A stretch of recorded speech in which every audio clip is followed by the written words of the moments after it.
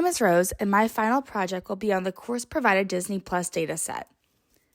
My program ultimately produces a pie chart outlining percentages of ratings within parameters I will soon expand upon. My read function takes rows 1, 7, and 8 from the dataset, and all rows happen to require a parse function to be used in the way I intended them to. The data stored in these rows are release year, which is parsed from its string form using parseInt, rating, which is made into an enum using my function parseRating, and the type, movie or TV show, which converts that string into an enum as well, using my function parseType. My program seeks to read a row of data, in this case a selection on Disney Plus, and determine if it is a movie, if it's been released since 1970, and what its rating is. I decided to only include titles since 1970, since quite honestly I wanted a challenge, and more parameters meant a bigger challenge. But also I found that a 1960 PG may be a little different from a 2016 PG. If anybody's seen Old Yeller, you would get it. Once my analyze function finds the selection's rating, an int accumulator for that rating is added to, and the function keeps searching in the list produced by read so it can keep counting. All these accumulators are stored in my analyze function, which ultimately produces a list of the ints representing the amount of selections for each rating, noting the parameters I've set.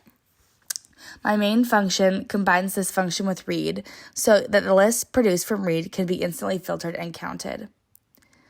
That list of strings is then inputted into my chart function by calling main within it, and the chart function is called by a file name, same as the initial main function.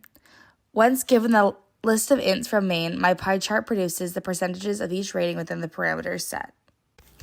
The hardest part about this project was definitely making my analyze function. Something was just not working, so initially, like I do now, I had rating as an enum, parsed initially from read.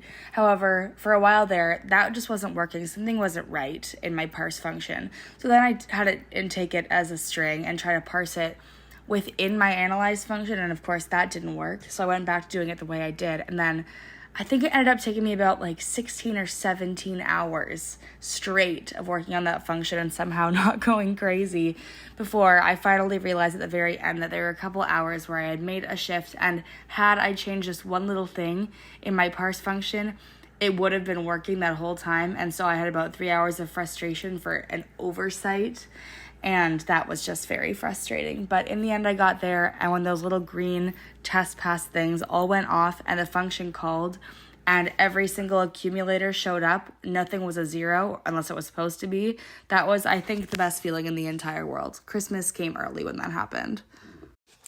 And honestly, the reason that this dataset interested me is because I'm a media studies student. What I do is film and media consumption of things like that.